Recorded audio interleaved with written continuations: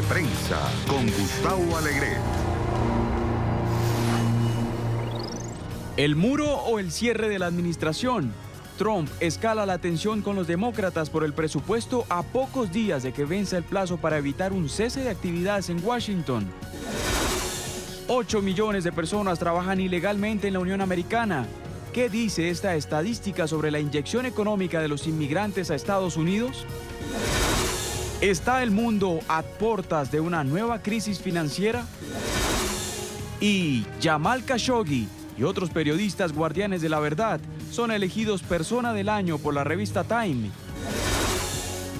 Aquí comienza Club de Prensa.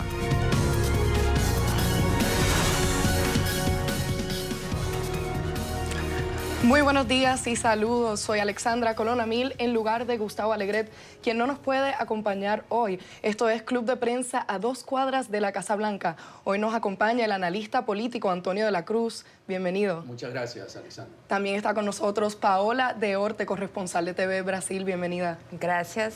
Y Juan Carlos Hidalgo del Cato Institute. Bienvenido, Juan Carlos. Buenos días. Comenzamos con un tema que acaparó las primeras planas en 3 diarios, el New York Times, Washington Post y Wall Street Journal. Los tenemos aquí en la mesa. Ayer, una disputa muy pública y muy tensa en el despacho oval de la Casa Blanca. Allí estuvieron reunidos el presidente Donald Trump, la líder del Partido Demócrata en la Cámara de Representantes, Nancy Pelosi, y el líder del Partido Demócrata en el Senado de Estados Unidos, Charles Schumer. Era la primera vez que estos 3 se reunían en más de un año y allí quedaron muy al descubierto sus diferencias. Hubo subidos de tonos de voz, gritos, repetidas interrupciones y comentarios provocadores. El presidente Donald Trump incluso amenazó con un cierre de gobierno de no salirse con la suya en el infame tema del muro en la frontera con México. Juan Carlos, ¿qué resaltas de este encuentro? Bueno, ¿qué se puede decir? Ya cansa un poco estar hablando, ¿verdad?, de los constantes, del tono que se está manejando la política aquí en Estados Unidos. Esto es algo inédito. Usualmente este tipo de intercambios francos, como se dicen, ¿verdad?, en el tono diplomático, se dan tras bambalinas, no se dan al frente de las cámaras. El hecho de que esto haya ocurrido frente a la televisión, obviamente no lo esperaban los líderes demócratas. Ellos no esperaban que el presidente Trump tuviese este intercambio, iniciara este intercambio con la prensa presente. Demuestra de que cuál va a ser el tono de la discusión política de ahora en adelante. Ahora que los demócratas se van a hacer del control de la Cámara de Representantes y van a contar con un veto, no solo un veto en el proceso legislativo, sino que van a tener la capacidad de iniciar investigaciones sobre la administración Trump que hasta ahora no habían podido llevar a cabo. Así que uno de los grandes incógnitas era si el presidente iba a redoblar su apuesta en materia del muro fronterizo, amenazando con un cierre del gobierno. Recordemos de que estos cierres del gobierno se presentan aquí en Estados Unidos porque desde hace muchos años no se aprueba un presupuesto y entonces el funcionamiento del gobierno federal se da a partir de resoluciones continuas de gasto que tienen que estarse renovando cada ciertos meses. Y para aprobar estas resoluciones, incluso hoy en día, recordemos que los demócratas toman el control de la Cámara de Representantes hasta enero, incluso hoy en día, donde el control de ambas cámaras sigue siendo los republicanos, se necesitan votos demócratas, en el Senado particularmente. Se necesitan 60 votos en el Senado, los republicanos actualmente tienen 51. Así que queda claro de que el presidente Trump va a utilizar esta amenaza. El problema del presidente Trump es que no ha leído las encuestas y no ha visto la experiencia reciente en materia de cierres de gobierno. Cada vez que ha habido un cierre de gobierno, el público estadounidense es lo suficientemente sofisticado para saber quién es el responsable. Cuando lo hicieron los demócratas, cuando lo hicieron los republicanos con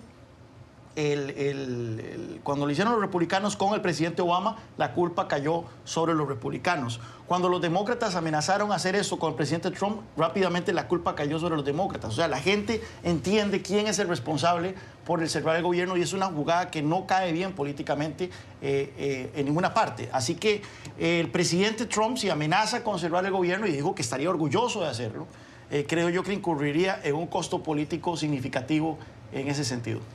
Hablando de las encuestas que mencionas, una reciente demuestra que el 57% de los estadounidenses creen que el presidente Trump debe llegar a un acuerdo y no irse por esta vía del cierre de gobierno. Me pregunto cuán real es el riesgo de un cierre de gobierno. Es una amenaza que con respecto al tema del muro ha hecho en otras ocasiones y no ha cumplido. Paola.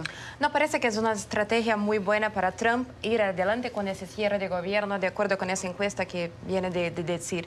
Entonces, yo creo que esa estrategia de hablar en frente de la prensa con los líderes demócratas fue una estrategia que para él tal vez él parecería más fuerte, parecería que está decidido, pero de acuerdo con esas encuestas no es una buena decisión. Entonces, me parece que él va a cambiar hasta el día que tiene que decidir y que las personas no quieren ese tipo de decisión.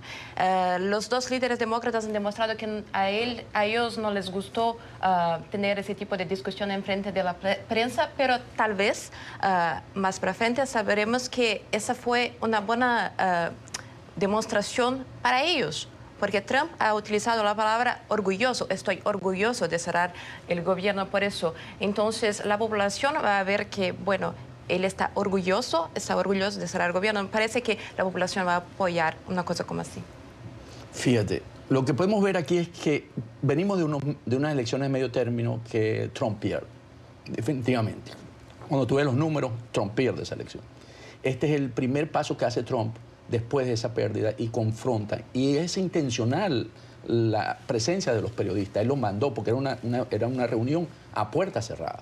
Entonces, si Trump se cree que es el hombre del arte de la negociación, ¿verdad? Él cree que es entonces lo hace pensando en que él puede ver cómo articular acciones y ver cómo va a avanzar con esa nueva realidad que va a tener ahora, que va a tener que confrontar a una mayoría en la Cámara de Representantes de los demócratas y que va a tener que ver cómo lidiar con ella. Yo creo que fue de esa primera manera de negociación en la que él quiso ver hasta dónde podía llegar. Y él dice, orgullosamente yo quiero el cierre, cosa que él sabe que no le conviene, porque ahora, a partir de ahora estamos pensando en las elecciones del 2020, las elecciones presidenciales, y hay que empezar a construir una mayoría para ello. Entonces Trump, yo creo que estamos en el inicio de lo que vamos a estar viendo en los próximos 2 años aquí en Washington, en la política.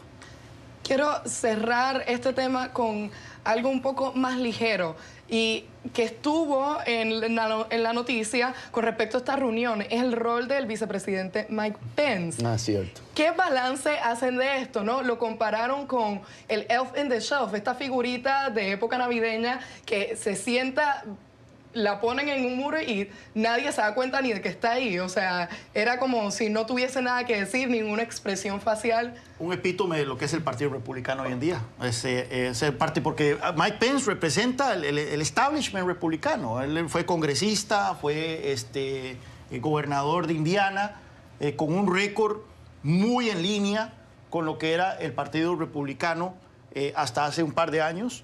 Y no solo eso, sino también que era alguien que no era reconocido por su acrimonia política, no era reconocido por ser alguien hostil o alguien que incurriera en este tipo de espectáculos a la hora a diferencia de otras figuras republicanas como Newt Gingrich, por ejemplo. Pero bueno, entonces esa imagen de él representa no solo lo triste, su triste figura que ha llegado, ¿verdad?, de ser coautor o parte de esta degradación del Partido Republicano en temas de política pública, sino también en la manera discursiva, ¿verdad? La manera en que el Partido Republicano hoy es un partido vitriólico, un partido que de los dos es el que más incurre en estas prácticas terribles de la política. Se podría llegar a decir, algunos analistas lo han dicho, el Partido Republicano está en manos de Trump, lo controla. Correcto. ¿Es esto un reflejo? Sí, claro. La actitud de Pence es, yo no me quiero meter en esto, ¿verdad? No quiero hacer nada, porque el control lo tiene Trump. Y tiene temor a confrontar a Trump, porque los que confrontan a Trump están fuera de su gobierno en este momento. Él no podría estarlo, ¿no?, porque es vicepresidente, pero no quiere tener ese... Es mejor quedarse al margen de la situación. Agachadito. Está por verse cómo se termina esta pelea que sale del despacho Oval y el año próximo lo veremos en plena política de Washington. Ahora a un tema relacionado. Junto con este muro, el presidente Donald Trump ha prometido deportar cada vez más trabajadores indocumentados. Ha llevado a cabo redadas que han llevado al arresto de miles de trabajadores. Como reporta el diario New York Times, son las personas que recogen naranjas en Florida, fresas en California, vegetales en Ohio y los que a lo largo y ancho del país hacen las camas de hoteles. Son más de 8 millones de personas que hoy trabajan en Estados Unidos indocumentados y a pesar de la retórica del presidente Donald Trump, es muy poco probable que esto cambie. Paola, ¿por qué? Ayúdanos a pintar un escenario de la importancia de estos trabajadores para la economía estadounidense. Cuando se habla de inmigración en esos temas políticos, siempre se habla también de economía, la importancia de los inmigrantes en las economías de los países que discuten parar la inmigración. Entonces, los economistas en su mayoría, cuando analizan esa situación, normalmente le dicen que los inmigrantes vienen al país porque hay una necesidad de esa fuerza de trabajo. Entonces, si esas personas vienen a Estados Unidos es porque hay trabajo para ellas. Hay gente que dice que si cierra la frontera, si menos gente entra en el país, entonces solo lo que se pasará es que los americanos o las personas que ya están aquí van a ganar salarios mayores. Pero es verdad también que esos salarios mayores, en consecuencia, los productos costarán más caro también. Entonces es necesario ver si habrá una consecuencia positiva para la población mismo si los salarios son mayores. Y quería decir algo. No. Iba muy bien. Iba muy bien. Si quieres lo termina la idea. Y también los números del artículo de New York Times son interesantes porque él demuestra muchos números de cómo no hay tantos inmigrantes así, como la mayoría de los inmigrantes trabajan. Pero esa discusión sobre inmigración es una discusión que está muy presente en el imaginario de las personas, en su sentimiento. Yo veo eso en Brasil también. Ahora en Brasil hay una discusión sobre inmigración y Brasil es un país que no tiene tantos inmigrantes. Hay más brasileños en Estados Unidos que extranjeros en Brasil. Entonces, solo aquí, solo en Estados Unidos. Y mismo si las personas están hablando de inmigración. Entonces, es una cosa que tiene que ver con las cosas que las personas sienten, no necesariamente con racionalidad. Cuando vemos la migración desde el punto de vista del trabajo, ¿okay? Son los sectores precisamente que el americano no le gusta hacer, que es en la construcción, que es en el sector agrícola, recoger frutas, en el sector de servicio, hotel, hotelería. Entonces vemos que esa mano de obra es una mano de obra que realmente la está haciendo la migración, que hoy está estimada en unos 11 millones de emigrantes. Entonces, es una mano de obra que va a estar ahí, esa necesidad va a estar presente. Yo no creo que porque cierran las fronteras no se vaya a dar, porque el americano no hace ese trabajo hoy. Y no lo va a hacer en el futuro, como lo estaba sosteniendo. Hay una serie de trabajos, y eso pasa en todos los países, que hay una migración que entra a esos países, ¿verdad?, que es la que hace esa labor. Por ejemplo, en Costa Rica son los nicaragüenses los que hacen esa labor. Ahorita en Colombia hay parte de Venezuela esa migración. Cuando Venezuela era próspera, la hacía Colombia, la parte del sector. Son gente que realmente necesita para poder mandar esas remesas a sus países y poder mejorar las condiciones de vida de los países donde viven. Entonces es difícil. Hay esta idea de que, bueno, son los inmigrantes que vienen a quitarle los trabajos a los estadounidenses. ¿Realmente se puede hablar de esta retórica con respecto a este tema? O sea, estos son trabajos que, como dice, van a hacer los estadounidenses si se cierra la frontera, si se abren más vías para que haya más trabajadores documentados. No, y esto es algo que ha sido objeto de muchísimo estudio en Estados Unidos. Recordemos que estamos en un país en donde todo se documenta y hay hartos datos para tratar de discernir el impacto de la migración. Siendo un país tan enorme, 320 millones de personas, tratar de focalizar o aislar el impacto que la migración tiene en los mercados laborales es algo difícil, pero se han hecho estudios, particularmente en casos específicos. Por ejemplo, se ha hecho estudios sobre el efecto que tuvieron los Marielitos en Miami durante al inicio de los años 80. ¿Cuánto fue esa inmigración? No me acuerdo, fueron 100 y resto mil. Sí, muy mil. pequeño, sí. 120, sí. 100 y resto mil de cubanos que llegaron a Miami en un periodo muy corto. y se incorporaron de una vez en el mercado laboral, podían trabajar, o sea, no eran inmigrantes por lo del pie ilegales. mojado, por lo del pie mojado que hay con Exacto. Cuba, que tú tocas y te daban residencia. Y bueno, entonces se hizo estudios para determinar qué impacto tuvo eso sobre el mercado laboral de Miami. Se encontró que esa inyección de mano de obra estimuló la economía de Miami y no tuvo un impacto negativo en la mano de obra local, excepto en la mano de obra de otros inmigrantes que ya estaban ahí previamente. Esto tal vez si se puede encontrar un asterisco hacia hay un sector que se ve impactado negativamente con la inmigración, es de los inmigrantes que ya estaban antes en el mercado. Pero la mano de obra local no se ve perjudicada, o sea, la doméstica. Y un elemento interesante es que la tasa de desempleo está en 3%, casi pleno empleo, o sea que no hay como desviar fuerza laboral para esos sectores que hoy ocupa esa migración. La gente que está desempleada actualmente, los estadounidenses que están desempleados actualmente, es gente que tiene o están discapacitados, ajá, o es gente que tiene problemas de drogas, o tiene problemas de conseguir trabajo por récords criminales. No tenemos un problema de desempleo en Estados Unidos en este momento. Así que es interesante porque esta cantidad de inmigrantes indocumentados, 8 millones, representa un 5% de la fuerza laboral, pero están sobredimensionados, parece pequeño, pero están sobredimensionados proporcionalmente en los sectores de servicios, en los sectores de agricultura, en sectores... Construcción. Construcción. Exacto, en donde no hay un interés de la mano de obra estadounidense por realizar esos trabajos, incluso si se les paga más.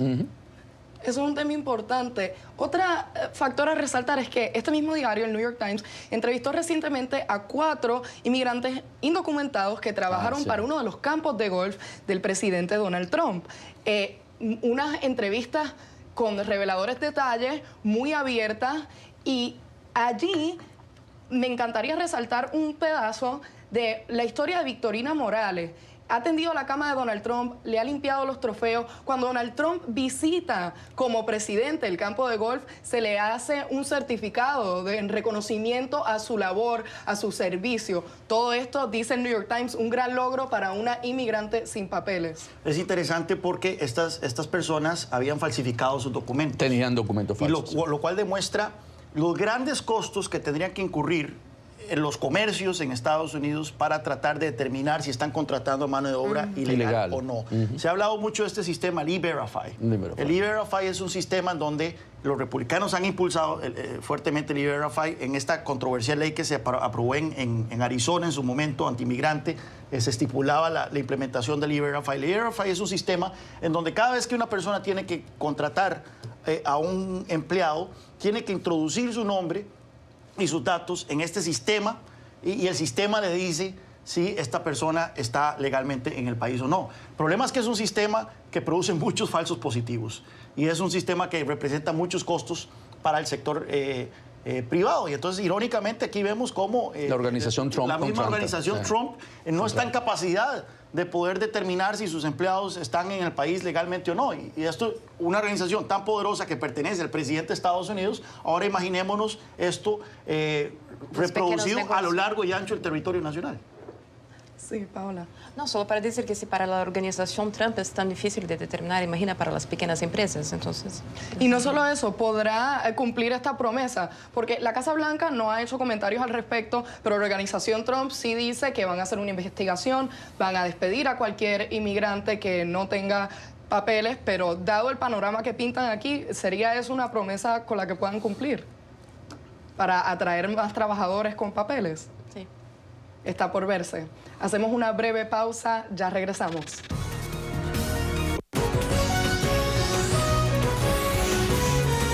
Continuamos con Club de Prensa. Bienvenidos nuevamente, soy Alexandra Colonamil en lugar de Gustavo Alegret. Hoy nos acompañan los analistas Antonio de la Cruz, Paola de Orte y Juan Carlos Hidalgo. Nos vamos al Reino Unido, donde hoy la premier británica Theresa May se enfrenta a una moción de no confianza. Esto fue solicitado por 48 diputados disidentes y de enfrentarse a una derrota tendría gravísimas consecuencias. Juan Carlos. Bueno, yo de hecho estoy pensando seriamente en tomar un par de días libres y dedicarme nada más a ver la BBC 24 horas, porque la política británica está que no se puede uno desconectar por 3 segundos porque algo nuevo ocurre. Y efectivamente, esto se veía venir. Desde hace tiempo los parlamentarios conservadores han perdido la confianza en la primera ministra. El problema es que se han encontrado, como decimos en Costa Rica, en un zapato. Tienen dos escenarios. Uno, si votan a May y tumban a May, muy probablemente los llamados para tener una nueva elección van a aumentar y se van a hacer insostenibles. Y esto existe la gran posibilidad de que en una nueva elección Jeremy Corbyn, el líder laborista, que es un chavista, llegue al poder. Entonces, ese es uno de los riesgos. Eso es uno de los riesgos. Entonces, sí, eso ha disuadido a muchos de tratar de tumbarse a May. Después está el otro escenario, que es que May sea reemplazada por uno de estos parlamentarios que apoya un Brexit duro. Y por duro quiere decir un Brexit donde el Reino Unido se sale de la Unión Europea sin ningún tipo de acuerdo con la Unión Europea en materia de aduanas, en materia de migración, en materia de cooperación aérea, nuclear. Sería un desastre para la economía británica. Y eso ha hecho que tal vez muchos parlamentarios que son pro quedarse en la Unión Europea, pero que no están de acuerdo con May, se sostengan y se aguanten. Y lo otro es que muchos que quieren tumbarse a May, muchos que están a favor de un Brexit duro, las reglas del Partido Conservador establecen de que si una moción de no confianza fracasa, May dice que no puede ser retada por un año más, o sea, se quedaría en el puesto un año más. Entonces eso ha disuadido muchos también de hacer esta moción de confianza porque no están seguros de que la puedan ganar. Lo cierto es que incluso si la primera ministra gana la moción de no confianza en unas horas, pero lo hace por un pequeño margen, es muy probable que tenga que renunciar. Margaret Thatcher cayó habiendo ganado una moción de confianza, pero la ganó por muy poco, por un pequeño margen. La pregunta es, ¿qué va a ocurrir entonces si la primera ministra cae? ¿Qué va a ocurrir con Brexit? ¿Qué va a ocurrir con el Partido Conservador? Un último dato, la mayoría de los parlamentarios conservadores están a favor de permanecer en la Unión Europea o quieren un Brexit suave. El problema es que la base del Partido Conservador, es decir, todos los dirigentes a lo largo y ancho del Reino Unido, que son los que en última instancia escogen quién va a ser el reemplazo de Theresa May como la líder del Partido Conservador, están a favor de un Brexit duro. Entonces, ese es uno de los grandes incógnitas que está alrededor de esta moción de no confianza. Ella ha dicho que se va a enfrentar a esto con todas. ¿Podrá sobrevivirlo? Independientemente de si gana o no. ¿Qué dice esto de su carrera política? Ella dice que tiene los votos necesarios para ganar ese voto, pero no sabemos todavía por qué los votos son secretos. Entonces, yo creo que la pregunta que se queda ahora es si ella no gana y la reemplaza un otro conservador, ¿cuántos más meses de incertidumbre en el Reino Unido tendremos? Porque no sabemos si es posible cambiar el acuerdo de Brexit de acuerdo con lo que el pueblo quiere. Entonces, tantos más meses o años de incertidumbre aún en el Reino Unido por venir. Ok. ¿Qué ocurre con lo de May hoy, lo de Theresa May hoy? Es interesante porque ella, a pesar que no estaba de acuerdo con defender esto, porque ella asume no estando de acuerdo con el Brexit, ¿verdad? Pero sin embargo le toca asumir su rol. Y ella logra un acuerdo que ella considera que es el mejor. Y la Unión Europea dice que es ese, que no hay otro. Entonces, ella está encerrada en un lugar, como lo definió Juan Carlos, está metida en un zapato, no sabe por dónde salir. Entonces, ¿qué ocurre? Que lograron los 48 votos de los MP. Y eso sí hay una señal de que ella podría salir hoy de ese voto de confianza desfavorable. También, por supuesto, están todas las contradicciones que ya Juan Carlos describió. Pero ¿qué ocurre? Que a ellos les molestó mucho que ella suspendiera la votación ayer, que se iba a discutir el martes en el Parlamento. Entonces ellos tomaron la decisión y atacaron porque ellos no quieren, porque ellos quieren ir a un Brexit duro, las bases, y las bases están pidiendo a sus MP que vayan a un Brexit duro, que es terrible para la economía británica y para el mundo globalizado que estamos viviendo. O sea, la salida de un Brexit duro se regiría por las reglas de la OMC, retrocederíamos los 40 años que tiene la Unión Europea. Entonces, realmente estamos viviendo en el Reino Unido una situación porque también estaba lo de Irlanda del Norte, cómo iban a manejar la situación, porque allí no hay fronteras y ellos están en la Unión Europea. Entonces, había una serie de situaciones y creo que quien está pescando en río revuelto es Boris Johnson, que creo que es el que quiere sustituirla y él es un de los Brexit duros. Él quiere salir a la mayor. Si Theresa May pierde hoy, Boris Johnson podría ser uno de los candidatos a ocupar esa posición de primer ministro. Y si vamos a una elección general, tenemos el riesgo del laborista Jeremy Corbyn. Aquí, todos están en un zapato.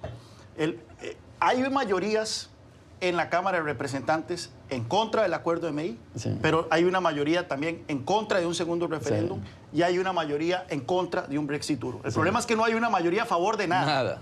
Y eso es el problema que en este momento se encuentra el Reino Unido, y con el agravante de que hay fechas duras. Sí, la Unión Europea le puso fecha dura. Cualquier acuerdo tiene que ser aprobado para el 21 de enero. Así que ahora que May suspendió y la salida está fija también. Y la salida está fija para el 29 de marzo. Es el 29 de marzo, sí. Que es cuando se cumplen los dos años de haberse activado el artículo 50. Tienen fechas también muy fijas para poder... No tienen flexibilidad. Entonces, la pregunta es esa. Yo no me arriesgo a apostar nada, sí, pero yo creo que tarde o temprano... Y el problema es que también el Partido Laborista está jugando una posición muy cínica. Sí. El Partido Laborista está en contra, dice estar abierto a un segundo referéndum, pero dice que lo que quieren es un acuerdo de Brexit que cumpla con ciertas condiciones. Y las condiciones que ponen son irrealizables bajo cualquier perspectiva posible de la Unión Europea. Es decir, ellos lo que quieren es un fracaso de May para que haya entonces una llamada a elecciones general, y donde ellos puedan asumir el poder. Si el Partido Laborista asumiese una posición más responsable y dice, vamos a apoyar un segundo referéndum, entonces sí podría haber una mayoría a favor de un segundo referéndum, utilizando algunos disidentes conservadores, utilizando a los liberales demócratas y al Partido Nacionalista Escocés. Lamentablemente están jugando política y, como todo político, ¿verdad? Quieren sacar a... Pero con el riesgo de que el Reino Unido se encuentre entonces con ese Brexit duro que, según estimados, esto llevaría a una recesión en el Reino Unido y tendría un impacto económico importante también sobre Europa. A eso vamos ahora, porque esto no son solo malas noticias para el Reino Unido, sino para el mundo, como decía uno de nuestros analistas recientemente. Y ayer, precisamente en Londres, el segundo del Fondo Monetario Internacional, David Lipton, alertó que una crisis global financiera está más cerca que nunca, y no solo eso, que no estamos preparados para ella. Esto más de una década después de la última gran recesión global. ¿Cuáles son las principales preocupaciones de David Lipton? ¿Por qué esta alerta, Juan Carlos? Bueno, la economía se está desacelerando, la economía mundial. Hay mucha incertidumbre. Incertidumbre principalmente por los efectos de la guerra comercial entre Estados Unidos y China, que no han terminado de materializarse en datos concretos, pero que simplemente hay esta nube de incertidumbre que sí está afectando a la economía. Hay incertidumbre sobre China per se, no solo por la guerra comercial, sino porque China está en un proceso muy delicado de tratar de disminuir su dependencia con endeudamiento. Después de la recesión del 2008-2009, China recurrió fuertemente al endeudamiento para estimular su economía y aumentó su deuda en más de 100 puntos porcentuales del PIB en una década, lo cual es insostenible, y ahora está tratando de reducir estos niveles de endeudamiento, lo cual significa entonces que tiene que apretar los frenos sobre la economía, y esto por supuesto que va a tener un impacto sobre todo el mundo, al ser China la segunda economía en importancia del mundo. Y mucha incertidumbre sobre la política monetaria. Recordemos que la Reserva Federal lleva 3 años de estar aumentando las tasas de interés, y se hace una comparación de que cada vez que la Reserva Federal aprieta las tasas de interés muy fuerte, las economías entran en una recesión. Entonces existe mucha incertidumbre también sobre si la Reserva Federal se le está yendo la mano con el ritmo con que está aumentando las tasas de interés.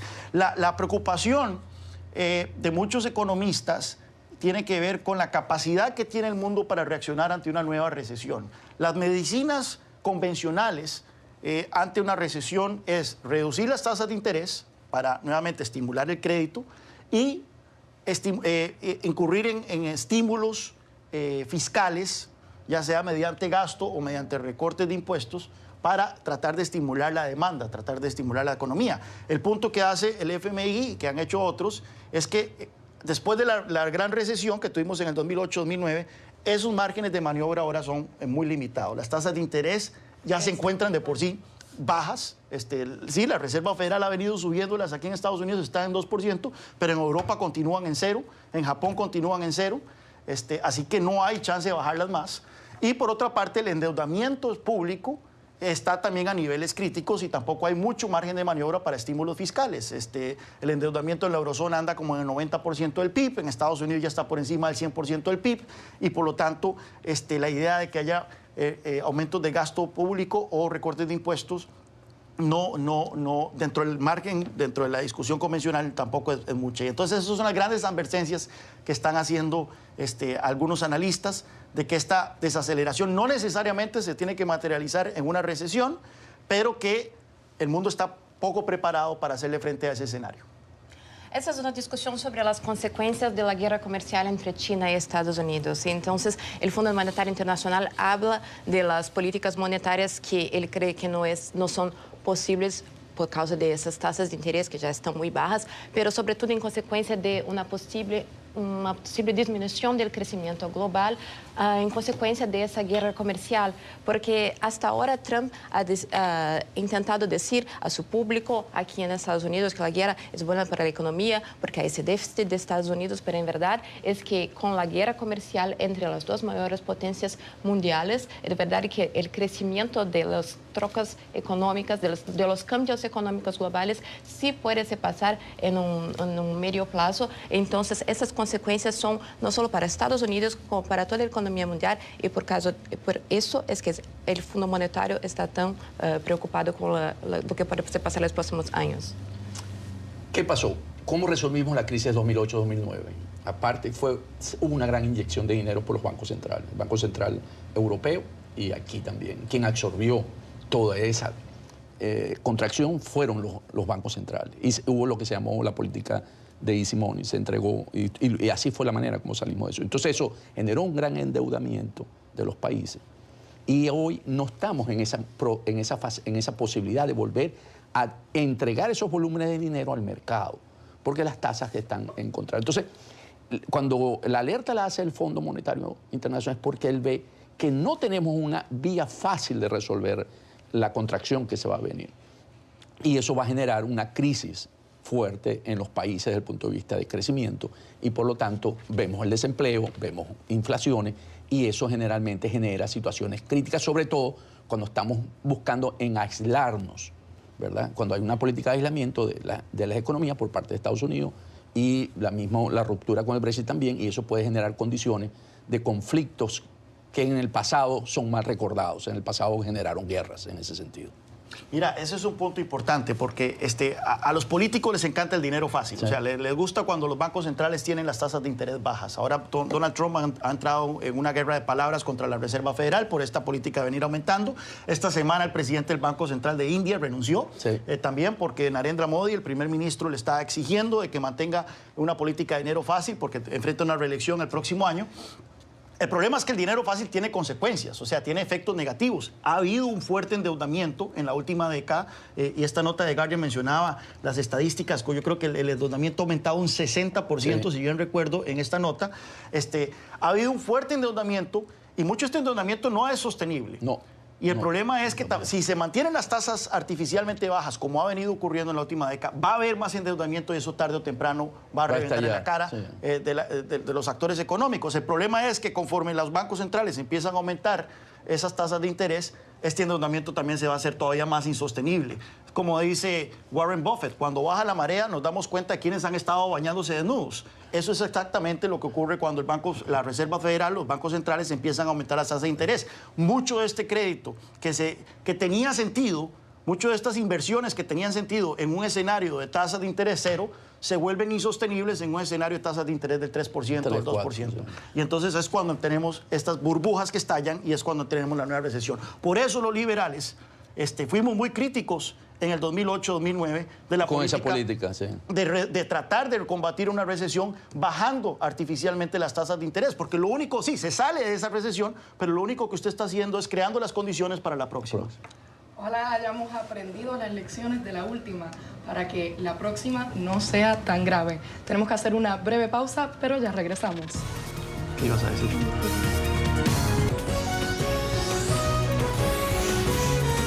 Continuamos con Club de Prensa.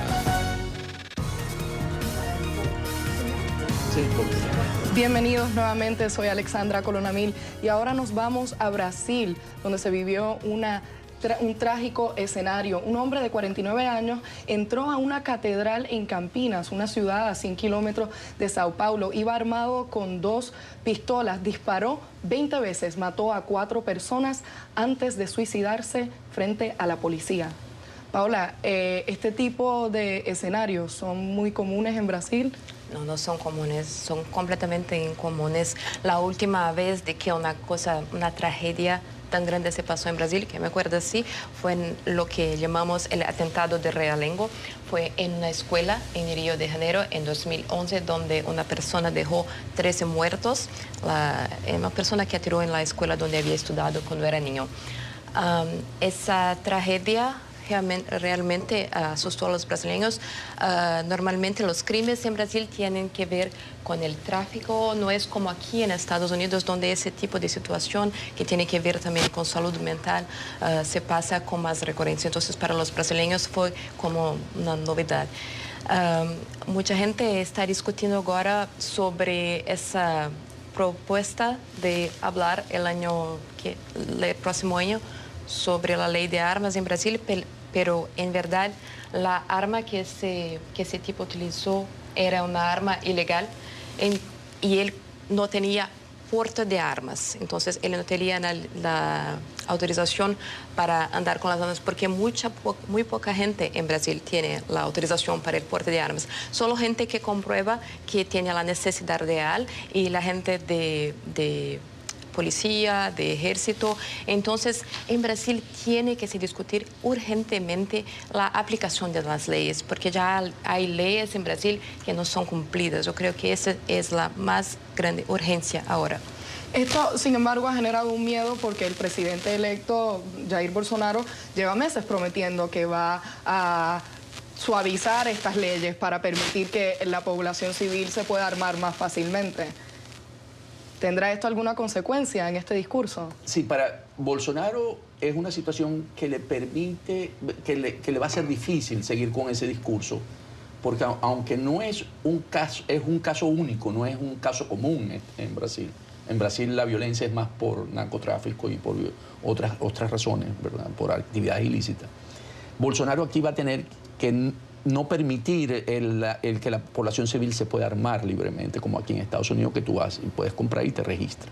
Le va a costar un poco más. Y en Brasil el uso del porte de arma no es masificado, no es tan grande, ¿verdad? Apenas, según la nota, dice que hay 328.000 personas de una población que tienen ustedes de... La pose, ¿no? Sí, 328 personas dice que están armadas.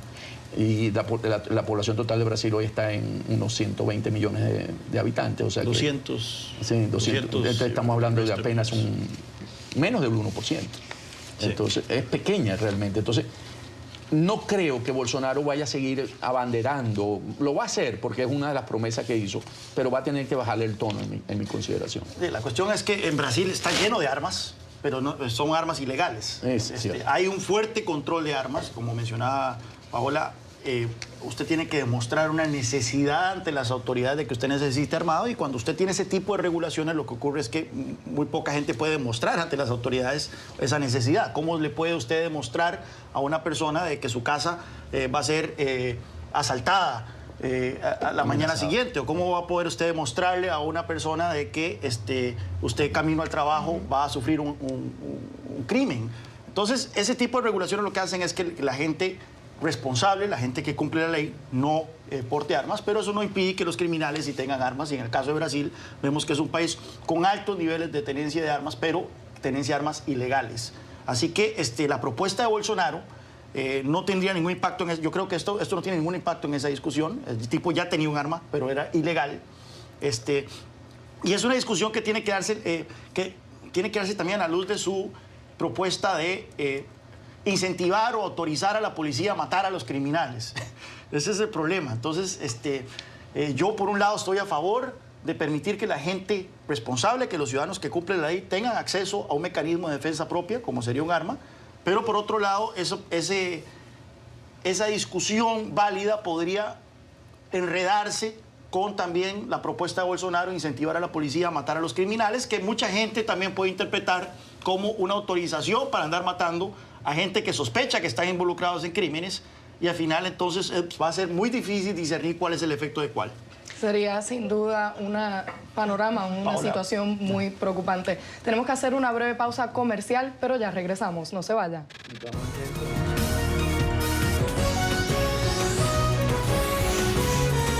Continuamos con Club de Prensa.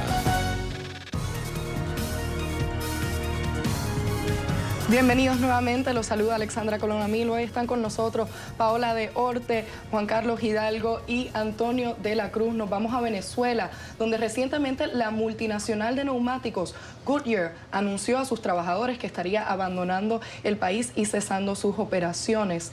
Esto tomó por sorpresa a algunos de los trabajadores, quienes aseguraron que la fábrica contaba con materia prima para seguir operando. Y no solo eso, como parte de su compensación, la multinacional prometió 10 llantas a cada uno de sus trabajadores. Antonio. Fíjate, ¿qué pasa con Goodyear? Goodyear es de las últimas multinacionales que se está yendo a Venezuela. Se fue ya Kimberly-Clark, se fue Kellogg's, se han ido casi todas. Pues ante la política económica de Maduro, ellos han tenido que recortar las operaciones en Venezuela porque no tienen capacidad de ni repatriar los capitales que ganan las ganancias por el sistema de control cambiario, ni pueden hacer grandes inversiones, y es difícil operar en un ambiente económico como Venezuela. ¿Qué hizo Goodyear? Aguantó hasta que más pudo y tomó la decisión un día, ni siquiera la anunció porque sabe que el gobierno presiona, y fue por sorpresa. Y lo que hizo fue pagar en especie a los trabajadores que saben que pueden sacarle mucho más dinero con los 10 cauchos que le están entregando en el mercado negro que una liquidación como tal. Entonces, veamos cómo es el mecanismo. Un mecanismo que le paga con especie, le paga con cauchos, ni siquiera pues sabe que van a tener mucho más beneficio en el mercado negro. Entonces, hay que entender que esto es un rechazo a las políticas económicas de Maduro. Maduro sigue quedándose solo de inversión extranjera, o sea, entonces va perdiendo cada vez mucho más la economía venezolana, que ha tenido una contracción en los últimos 4 años del 50%, y este año va a volver a caer. Y si Maduro sigue en el poder, la economía va a seguir contrayéndose, o sea, porque él no tiene política para salir de la crisis económica. Es interesante porque cuando una empresa de estas multinacional adopta la terrible decisión de cesar operaciones, tiene que hacerlo, como bien mencionó Antonio, de manera subrepticia. Muchas veces sus ejecutivos tienen que salir antes del país. Ya salieron. Porque si no, los pueden ser arrestados. Ha habido incidentes donde son arrestados los ejecutivos que anuncian si permanece. La fábrica es inmediatamente tomada por el Estado. Así que todos los activos que tienen ahí los pierden inmediatamente. No es una decisión fácil para estas empresas. Por eso es que la última vez que fui a Venezuela, que fue hace 2 años o 2 años y medio, hablé con un ejecutivo de una empresa que al año y resto terminó cerrando, y yo les pregunté por qué ustedes siguen produciendo si están teniendo pérdidas. Y entonces me dijo, mira, pero es que la decisión de cerrar es una decisión fatídica por esta y estas razones. Pero ya vemos que cada vez menos son, yo creo que es contado con los dedos de la mano las empresas que... Yo creo que transnacional esta es de las últimas. Transnacionales que todavía siguen operando. En el sector petrolero hay, pero no en el sector privado. Paola, ¿algo que aportarnos? Sí, me pregunto qué pasará a Venezuela el próximo año, porque ahora se cambian los últimos gobiernos que no puedo decir que tenía apoyo, no tenía apoyo de Brasil, pero el próximo año será aún más difícil para el gobierno, entonces está aún más aislado. El secretario general de la Organización de Estados Americanos dijo muy recientemente, como 2 o 3 meses atrás, que una intervención lo más dura es posible también, y ahí se acerca, tal vez sabremos muy pronto lo que pasará finalmente en Venezuela. Brevemente pasamos a Costa Rica, que recientemente vivió la huelga más duradera en su historia. Esta comenzó el 10 de septiembre, fue organizada por el gremio de educadores y otros trabajadores estatales en contra de la reforma fiscal del presidente Carlos Alvarado. Pero el viernes pasado, al no poder frenar esta reforma, decidieron los huelguistas regresar a sus puestos de trabajo. ¿Qué nos aporta, Juan Carlos? No, lo peor de todo es la manera cínica en que lo hicieron. Resulta que no fue tanto porque aceptaron la derrota, sino que técnicamente no se pueden ir a vacaciones mientras estén en huelga. Yo iba a decir eso. Entonces, el problema es la vacación. Levantaron la huelga para poder irse a vacaciones. Y poder cobrar el bono de... Y poder cobrar el bono de fin de año. Es una cuestión terrible lo que a esta huelga ha expuesto, porque al final era una huelga de todo el sector público, pero al final terminó siendo una huelga simplemente del sector educativo. Lo que esta huelga ha demostrado es el cáncer que Costa Rica tiene en el sistema educativo estatal. Muchas veces, muchos años, y Antonio es también costarricense, nos enorgullecimos por el tema de la educación. Hablábamos muchas cosas del 8% del PIB que invertimos en ese rubro. Sin embargo, no había ninguna métrica de calidad y esta huelga lo que ha demostrado es que la calidad de los profesores, la calidad de los docentes es terrible. Y el cinismo con el que se fueron a vacaciones y dejaron el curso lectivo tirado por meses. Las pruebas del bachillerato se filtraron antes de que se fueran a realizarse precisamente para sabotear sus resultados. En fin, si algo ha dejado claro esta huelga es que Costa Rica necesita una reforma educativa profunda y eso va a generarle un gran costo político a Carlos Alvarado. Sí, recordemos qué fue lo que pasó. Costa Rica tiene un déficit fiscal que Carlos Alvarado enfrenta porque es un déficit fiscal que viene desde hace muchos años atrás, o sea, ha venido creciendo. Ahorita está en 7.3 del PIB, o 7.9. 7.2, sí. Sí, del PIB. Entonces, él tenía, porque Costa Rica no puede seguir pagando ese déficit fiscal, y hay que empezar. Y ajustaron. Costa Rica hay unas pensiones doradas, hay unos que están ganando mucho cuando se retiran, y entonces ajustaron un poco la economía en ese sentido. O sea, hicieron un paquete y la Asamblea se lo aprobó. Los sindicatos que no querían perder esas prebendas, los sindicalistas y los asociados a los sindicatos. Y el sector magisterial fue uno de los más duros en ese sentido, pero muy sinvergüenza. Además, muchos se fueron de vacaciones y han sido despedidos.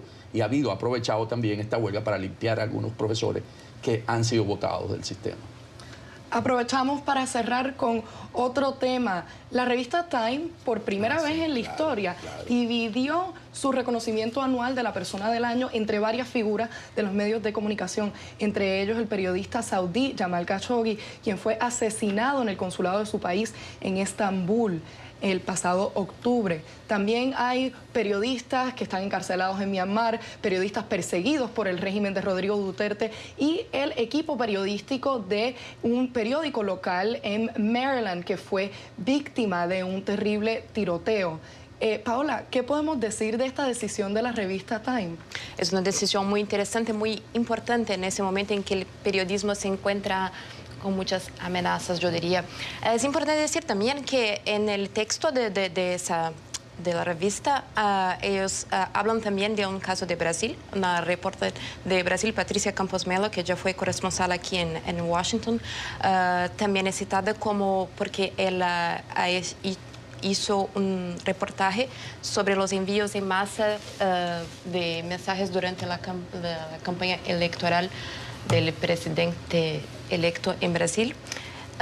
Yo creo que es un momento muy importante para hablar de eso. Hay muchas amenazas contra el periodismo y lo que la discusión propone es que ahora, hoy en día, los gobernantes, las personas que tienen el poder ya no tienen tantas facilidades para imponer la censura, pero sí pueden utilizar la confusión en los medios, en las redes sociales, para hacer con que las personas se pongan dudas sobre la verdad de los factos y no quieren más creer en los periodistas, pero los periodistas son las personas que vienen a traer los factos con base en los que ellos han escuchado, en las fuentes. Entonces, esas discusiones muy importantes en este momento, que todos se preguntan sobre cómo es posible saber la verdad.